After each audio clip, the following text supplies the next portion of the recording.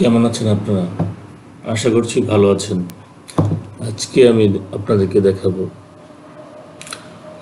আপনার মোবাইলে ওঠানো একটি ছবিকে কিভাবে পাসপোর্ট ছবি আকারে তৈরি করবেন। যারা বিষয়টি সম্পর্কে জানতে আগ্রহী, আশা করি তারা আমার সঙ্গে থাকবেন। বিশেষ করে শিক্ষার্থীদের ইউনিক আইডির কাজ চলছে। শিক্ষার্থীদের ছবি আপনি কিভাবে মোবাইলে ছবি উঠিয়ে অ্যাডোবি ফটোশপে কিভাবে আপনি পাসপোর্ট আকারে তৈরি করবেন, বিষয়টি আমি আপনাদেরকে দেখাবো। তো চলুন শুরু করা যাক। দর্শক বন্ধুরা, আপনারা দেখতে পাচ্ছেন আমি একজন শিক্ষার্থীর ছবি ইতিমধ্যে অ্যাডোবি ফটোশপে এনে রেখেছি আপনাদেরকে সহজে দেখানোর জন্য। তো প্রথমেই আমাদেরকে পাসপোর্ট সাইজের ছবি তৈরি করতে হলে আমাদেরকে কিছু মাপজোক জেনে নিতে হবে। বিশেষ করে ইউনিক আইডির জন্য একটি শর্ত রয়েছে। প্রথম শর্তটি হচ্ছে ব্যাকগ্রাউন্ডটি সাদা হতে হবে, ছবিটি পাসপোর্ট সাইজ হতে হবে, তারপরে রেজুলেশন 300 থাকতে হবে। তো দেখুন, আপনাদেরকে প্রথমে দেখাই আমি। ওয়াইডটা থাকতে হবে 40 mm। এখানে আপনারা লক্ষ্য করে দেখবেন যে এখানে 40 mm আমি দিয়ে নিয়েছি। তারপরে হাইট থাকতে হবে 50 mm, এটাও আমি দিয়ে নিয়েছি। আর এখানে লক্ষ্য করুন যে দেওয়া আছে রেজুলেশন এখানে 300 দেওয়া আছে। তো আমি যে ছবিটি নিয়ে প্রথমে কাজ করব, সেই ছবিটি প্রথমে আমি মোবাইল দিয়ে ছবিটি উঠিয়েছি। উঠানোর পর আমি ছবিটির ব্যাকগ্রাউন্ড রিমুভ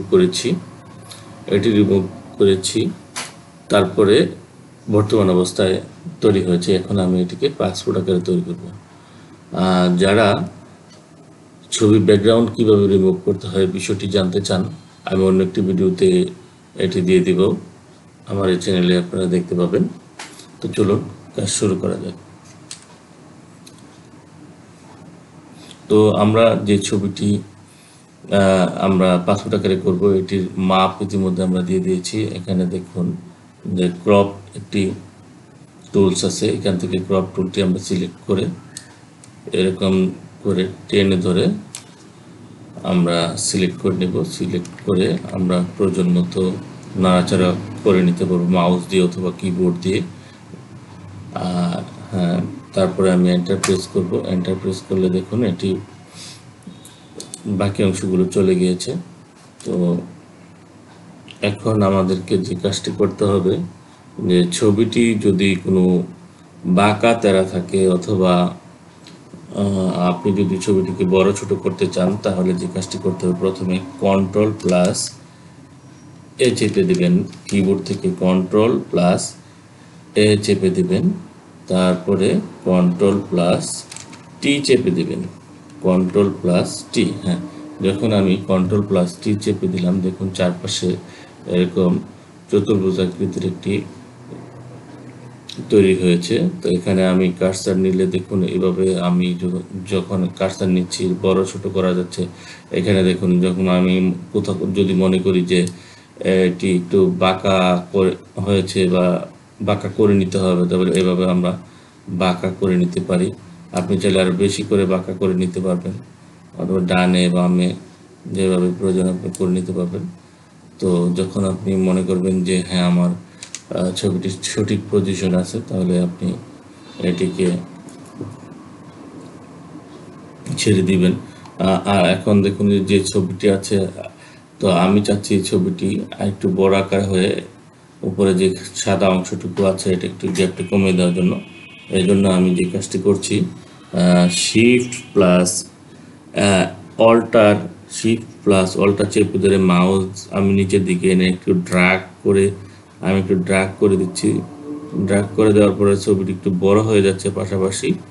হ্যাঁ, দেখুন এদিকে ছবিটি একটু তুলনামূলকভাবে বড় হয়ে গেছে।